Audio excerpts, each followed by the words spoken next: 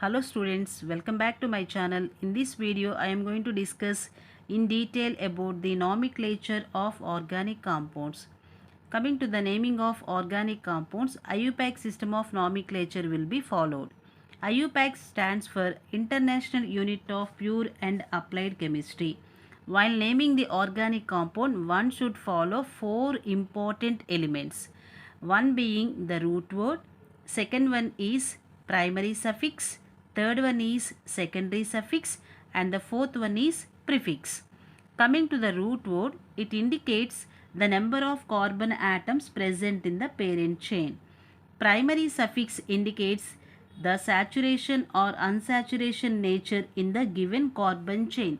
Secondary suffix indicates the presence of functional groups, and the prefix indicates the presence of substituents on the branches. So substituents like alkyl, halo, nitro, alkoxy and nitroso groups will be present on the branches. So let us see how the root word will be fixed.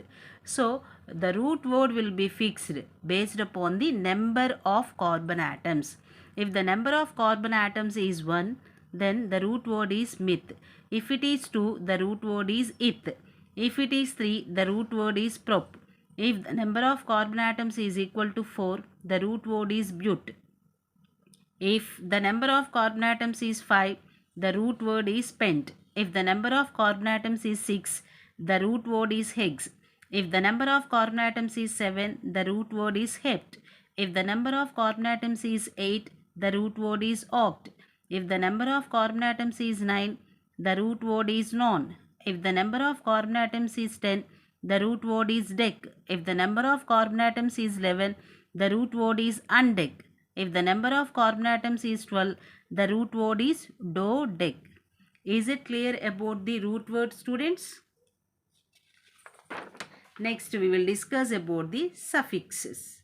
So coming to the primary suffix, it indicates the nature of saturation or unsaturation. So if the given compound is saturated, then it will be given with "ane" suffix. If the given compound is unsaturated compound containing single double bond, and the suffix is "ine". If the given compound contains triple bond, the suffix is "ine". So, primary suffix indicates the nature of saturation or unsaturation in the given compounds. Coming to the secondary suffixes, always it indicates the nature of the functional group. If alcohol is present, then the secondary suffix is "ol". If aldehyde is present, the secondary suffix is "al". If keto group is present, the secondary suffix is "on". If acid group is present, then the secondary suffix is oic acid. If amine is present, the secondary suffix is amine. If sulfonic acid group is present, the secondary suffix is sulfonic acid. If cyanide group is present, the secondary suffix is nitrile. If isocyanide is present, the secondary suffix is carbylamine. If ester group is present, the secondary suffix is "-ate". If acyl halide is present, the secondary suffix is "-ol halide". If acid amide is present, the secondary suffix is "-amide". If an anhydride is present, the secondary suffix is "-oic anhydride". Is it clear about the primary and secondary suffixes? Next, we will discuss about the prefix. Always remember, the primary prefix indicates the cyclic or acyclic nature of the compound. If the given compound is cyclic in nature, then the primary prefix is cyclo, and secondary prefix totally based upon the substituent present in the given compound. If the substituent is halo group, the prefix is halo, and if the substituent is keto group, the secondary prefix is oxo or keto. If the substituent is alkyl group, it will be called as alkyl. If the substituent is alkoxy, it will be named as alkoxy. If the substituent is cyano group, it will be named as cyano. If the secondary substituent is ester, it will be called as alkoxycarbonyl. If the substituent is acid, halide, then the secondary prefix is halocarbonyl. If the substituent is amino, it will be called as amino group. If the secondary substituent is nitro group, it will be called as nitro. If the substituent is nitroso, it will be called as nitroso. If the substituent is aldehyde, it will be called as formyl. If the substituent is hydroxy group, it will be called as hydroxy. If the substituent is sulfonic acid, it will be called as sulfo. If the substituent is amide, it will be called as carbomyl. Is it clear about the prefixes, students? Let us discuss in detail about the rules for naming the organic compounds. So, there are several rules for naming the organic compounds. And the first rule is longest continuous chain rule. So, while naming the organic compound, the first step is we have to select the longest continuous carbon chain as the parent chain. Coming to the example, in this example, the straight chain contains 5 carbon atoms, and if we consider the branched chain, it contains only 4 carbon atoms. So, the straight chain will become the parent chain. So, it is the correct option. And coming to the second example, in this example, the straight chain contains 6 carbon atoms, but whereas the branched chain contains 7 carbon atoms. So, it is the longest possible parent chain. So, the branched chain is the right option. And the second rule is, after selecting the parent chain, we have to follow lowest sum rule. That means, if substituents are present on the carbon atoms, we have to give numbering in such a way that the substituent should get the lowest possible number. Is it clear about the first rule? Initially, we have to select the longest continuous chain, and after that, the numbering should be done on the substituents, which gives lowest possible number. So, coming to the examples, in the first example, here the methyl group is present in the second position if we give numbering from left to right. If we give numbering from right to left, the substituent will get third position. So, always we have to give the lowest possible number. So, 2-methyl-butane is the right option. And coming to the second example, here when we give numbering 1, 2, 3, 4, 5. Here the methyl group is present at 3 positions. So, here when we start numbering from left side to the right side, it will give least possible number to the substituents. So, this compound can be called as 2,2,4 trimethyl pentane. Is it clear? But when we start giving numbering from right to left, then what happens? It becomes 2,4,4 trimethyl pentane. It is violating the lowest sum rule. So, 2,2,4 trimethyl pentane is the right option. Is it clear about the lowest sum rule, students? Next, coming to the alphabetical order. That means, if more than one different type of the group is present on the parent chain, we have to follow alphabetical order. So, if 2 or more different substituents are present on the branches, then we have to follow alphabetical order. Let us see the example. So, when we give numbering 1, 2, 3, 4, 5, 6. Here in the third position ethyl group is present, and in the second position methyl group will be present. So, here we have to name by following the alphabetical order. So, the correct naming is 3-ethyl, 2-methyl hexane. Is it clear about the alphabetical order, students?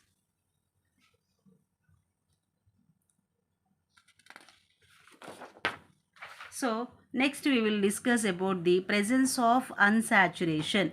If the given compound contains unsaturation, especially if it contains both double and triple bonds, then always we have to give more priority to the double bond. Let us see one example. In this case, there are two possibilities. But 3 in 1 ine. And in the second case, but 1 in 3 ine. Okay, students. In the given example, both double and triple bonds are present.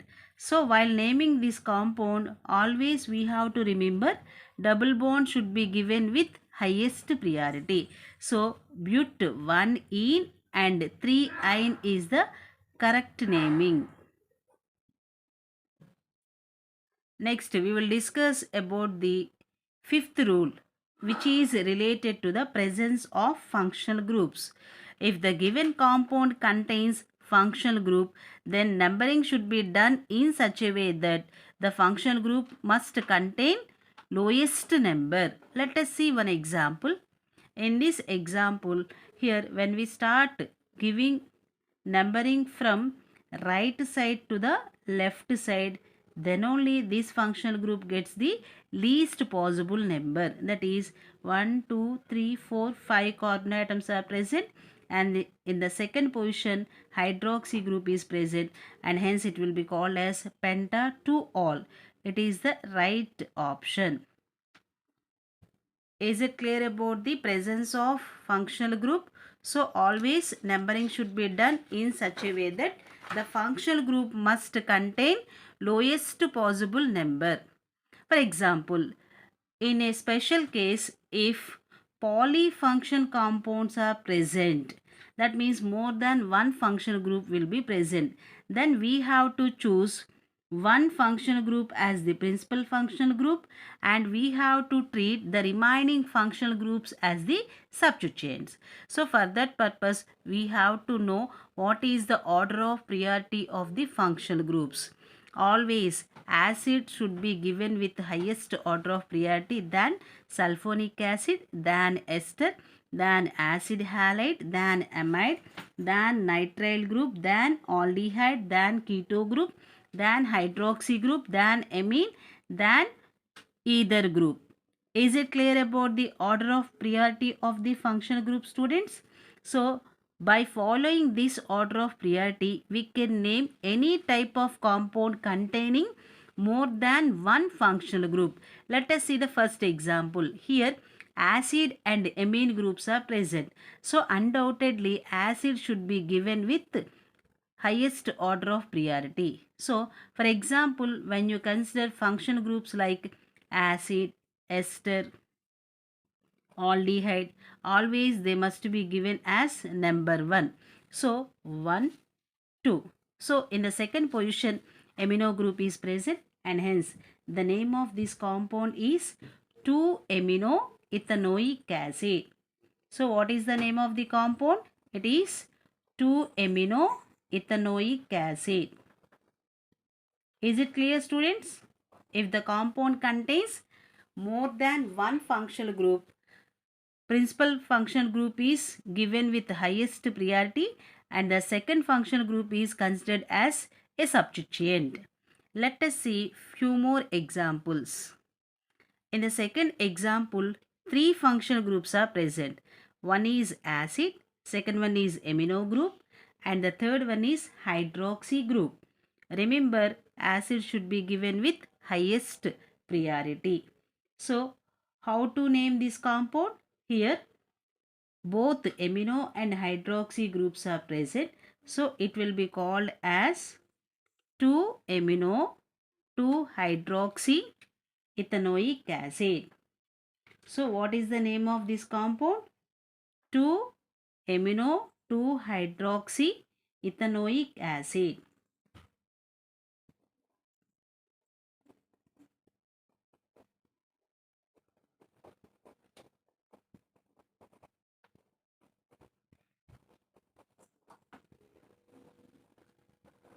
Let us see one more example. In this case, also three functional groups are present. One is acid, second one is hydroxy group, and the third one is nitro group. And remember that acid is the principal functional group, and hence numbering should be done from acid functional group 1, 2, 3, 4, 5, 6, 7, and the remaining should be treated as substituents. So can you name this compound?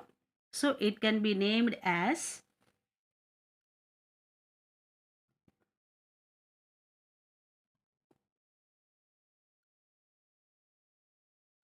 5-hydroxy 5,6 dimethyl 6 nitro heptanoic acid. So while naming the substituents, we have to follow the alphabetical order. Is it clear, students? If at all more than one functional group is present, always the functional group with highest priority will be given as considered as principal functional group, and the remaining functional groups are treated as the substituents. And if at all aldehyde,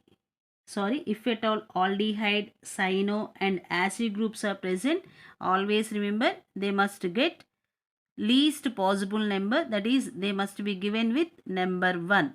So let us see few more examples. So acid, cyano, aldehyde groups must be named as, should be numbered as 1. Okay, coming to this compound, here acid group is present and also aldehyde group is present. Here acid should be given with the highest priority, and hence aldehyde should be treated as the substituent. And how many carbon atoms are present? 1, 2, 3, 4, 5. So it can be named as 4-formyl 2-methyl pentanoic acid. And coming to the second example, here aldehyde group is present, hydroxy group is present, and triple bond is present. So can you name this compound? And always remember aldehyde should be given with number 1. So 1, 2, 3, 4, 5, 6. Okay, in the second position hydroxy group is present, so it is 2-hydroxy, and in the fifth position methyl group is present, so it is 5-methyl. And how many number of carbon atoms are present? 6. So the root name is hex, and in the third position triple bond is present, so 3I, and it is aldehyde, inol. It is the correct way of naming this compound. Is it clear, students? So we have to follow certain rules while naming the organic compound. This is about the naming of organic compounds containing a number of functional groups. Let us see how to name the cyclic compounds.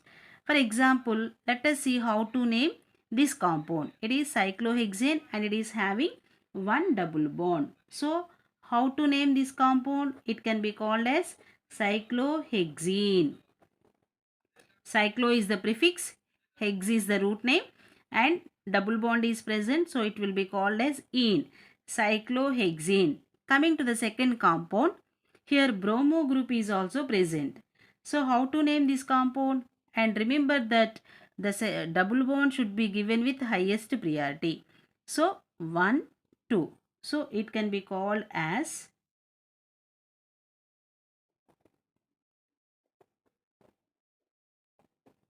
2-bromo cyclohexane. Clear, students? And coming to this compound, double bond should be given with the highest priority. So 1, 2, 3. So it will be called as 3-hydroxy cyclohexene. Now once again let us consider the previous problem, that is here the double bond carbon atom should be given with least number, so it will be given as 1 2 3. So we just to make a correction, it is 3 bromocyclohexene. Clear student? So even though if cyclic compounds are present, we can name them so easily by following the fundamental principles. Next, let us see the names of the benzene derivatives. So if the methyl group is present on the benzene, it can be called as methyl benzene, or simply it can be called as toluene. Clear students?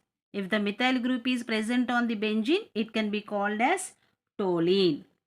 And if at all methoxy group is present, it can be called as methoxybenzene, or it can be called as anisole. And coming to the third compound, here chloro group is present and 2 nitro groups are present. Then how to name this compound? Always halogen is given with highest priority, and hence the numbering should be done like chloro group is given with lowest possible number. So 1, 2, 3, 4. So it can be named as 1 chloro 2 4 dinitrobenzene. Is it clear students? So like that, depending upon the order of priority, we can name even the benzene derivatives. Is it clear students? Let us see few more examples in which the benzene nucleus will be considered as one of the substituent. That means if in the given compound functional groups are present, then the benzene nucleus can be considered as the substituent. Here hydroxy group is present as the functional group. So in this case we will consider benzene as the substituent. And how to name this compound? It can be called as phenyl methanol. What is the name of this compound? Phenyl methanol.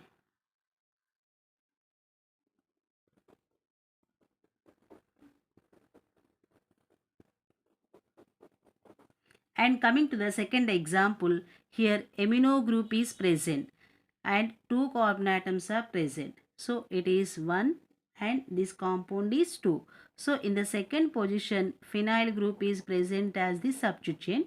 So it can be called as 2-phenyl and 2 carbon atoms are present, and hence it is called as eth.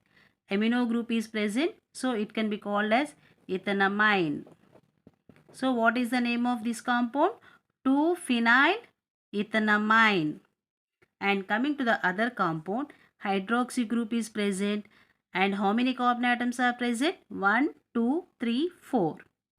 And the benzene nucleus is present as the substituent at the second position. So it can be called as 2-phenyl butane 1-ol. So what is the name of the last compound? It is 2-phenyl but 1-ol. Is it clear students? And coming to the next compound, here amino group is present and also aldehyde is present. And remember that aldehyde is given with the highest order of priority, and hence numbering should be done from aldehyde carbon atom. So it is 1, 2, 3, 4. So amino group will be considered as the substituent. So in the third position amino group is present, and hence it can be called as 3-amino butanol. Is it clear students? If at all the compound contains more than one functional group, then also we can name the compound very easily by following the rules. Is it clear students? Let us practice few examples. So can you name this compound? Here, what is the functional group is present? Amide. Along with amide, here keto group is also present. Double bond is also present. So, 3 functional groups are present, and always remember amide should be given with highest priority, and we should start numbering from amide group 1, 2, 3, 4, 5, 6. So, how to name this compound? Here the keto group is considered as the substituent chain. So it will be called as 5-keto. You can also call it as oxo. 5-keto. And how many carbon atoms are present? Hexa. 6. Next, in the second position, double bond is present. It is 2-ene and the functional group is amide. So on the whole, what is the name of this compound? 5-oxo-hexa-2-enamide. Clear, students? Let us see the second example. In this case, substituted amide is present along with the halo group. So always this amide should be given with least number. So it should be given as number 1, 2, 3 and it is 4. Clear, students? So it can be called as 2-bromo and it will be considered as substituent. So N-ethyl and how many carbon atoms are present? 1, 2, 3, 4. So it can be called as butanamide. Here what is the functional group? Amide. So ethyl group is present as the substituent on the nitro group, amide group, and hence it will be called as N-ethyl. So what is the name of this compound? 2-bromo N-ethyl butanamide. Clear, students? Let us see a few more examples. In the third example, we have to select the longest possible chain and hence 1, 2, 3, 4, 5. And in the second position, if you select in this direction, it will be wrong. So we have to count from bottom. 1, 2, 3, 4, 5. It is the right way of selecting the parent chain. And in the second position, methyl group is present. And in the third position, ethyl group is present. So it will be called as 3-ethyl 2-methyl pentane. So while giving the numbering, we have to follow the lowest sum rule. So we have to start numbering from least possible numbering side. Next, coming to the another example. Here, when we consider the straight chain, it gives the least possible number to the substituents. 1, 2, 3, 4, 5, 6 and 7. So in the third position, ethyl group is present. So it will be called as 3-ethyl 4-methyl heptane. Is it clear, students? So by seeing the structure, it is possible to write the name of the given compound. And the converse is also true. That means if the name of the compound is given, then we can write the structure. Let us see few examples. What is the name of the given compound? 2-butanamide. What is the name of the compound? 2-butanamide. But means how many carbon atoms are present? 4 carbon atoms are present. And it is the amide. So CONH2. And it is butanamide, enamide. That means in the second position, double bond will be present. So the remaining valency of carbon atom should be filled with hydrogens. Is it clear, students? Whenever the name of the compound is given, we can write the chemical structure. And coming to the second example, it is Methoxy Propanone. What is the name of the compound? Methoxy Propanone. Propanone means it is the ketone. Propanone. How many carbon atoms are present? 3 carbon atoms are present and it is the ketone. So the middle one is C double bond O and methoxy is present as the substitute chain. So on one of the carbon atom we will substitute methoxy group and the remaining valencies should be satisfied with the hydrogen atoms. Let us see two more examples. Coming to the third example, it is 2-methylphenol. So what is the name of the compound? 2-methylphenol. So phenol and in the second position methyl group is present. So it is the structure of 2-methylphenol. And coming to the last compound, it is 3-phenyl-2-propanol. What is the name of the compound? 3-phenyl-propanol. So aldehyde is present. Ene means double bond is present in the second position and in the third position phenyl group is present. That means 3 carbon atoms are present. On the end carbon atom aldehyde is present and in the second position double bond is present. On the third carbon atom phenyl group is present. And the remaining valencies should be satisfied with hydrogen atoms. Is it clear? So, if at all structure of the compound is given, it is possible to name the compound, and if the name of the compound is given, it is also possible to write the structure. Is it clear about the IUPAC system of nomenclature of organic compounds, students? If you like the video, don't forget to like, share and subscribe. Thanks for watching. Have a nice day.